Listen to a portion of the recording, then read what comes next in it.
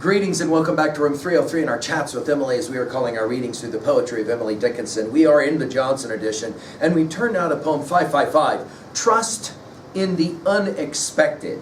Now, this is one more poem about life, one more poem about coming to terms with the necessary struggles of life.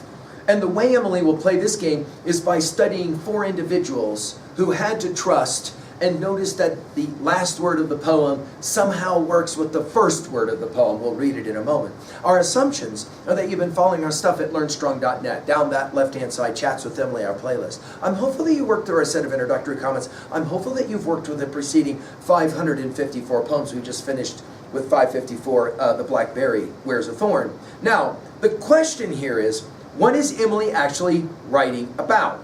Is it just that she's writing about how to deal with pain and suffering or the unexpected? Or is she talking about poetic inspiration and her ability or desire to trust that it will appear? I'll leave it up to you to decide. Let's enjoy the poem. Trust in the unexpected. By this was William Kidd persuaded of the buried gold, as one had testified. Through this the old philosopher his talismanic stone discerned, still withholden to effort undivine.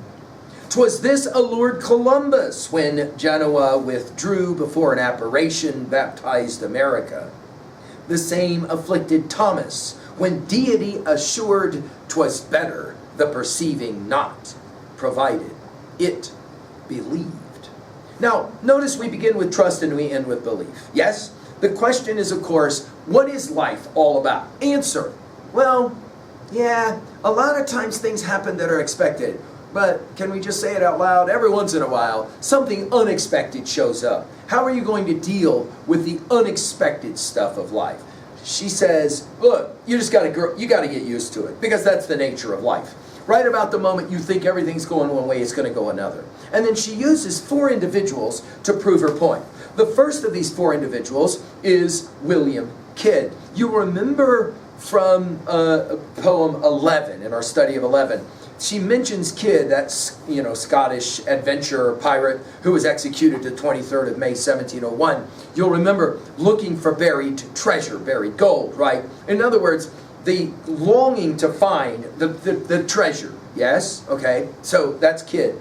Then she mentions an old philosopher and the talismanic stone. In other words, the stone that will turn stuff into gold and the like. I'm probably referencing Nicholas Flamel, but maybe as well Newton and Boyle and Magnus is, of course, often mentioned here.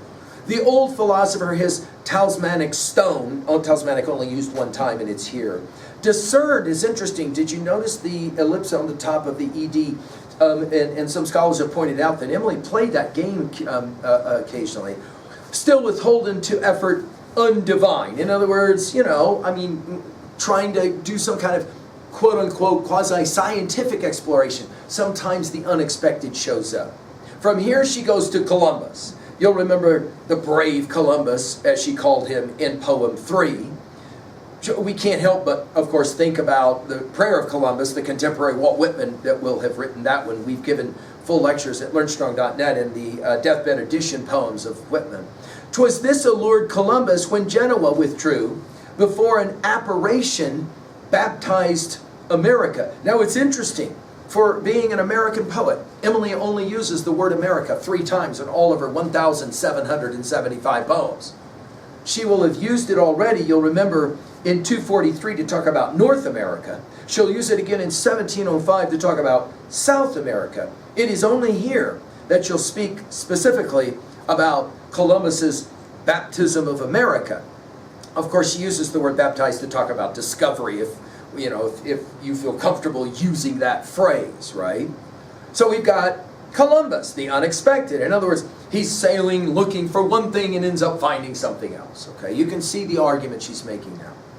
Finally, she goes to the Bible, and more particularly to the story of what is often referred to as Doubting Thomas, one of the followers of Christ who had been told that Jesus Christ was risen from the dead, and he wouldn't believe it unless he saw specifically the marks of the crucifixion in the hands and the feet of Christ. You will maybe remember that John 20:29, Christ says, quote, "Because thou hast seen me, thou hast believed," speaking, of course, to Thomas.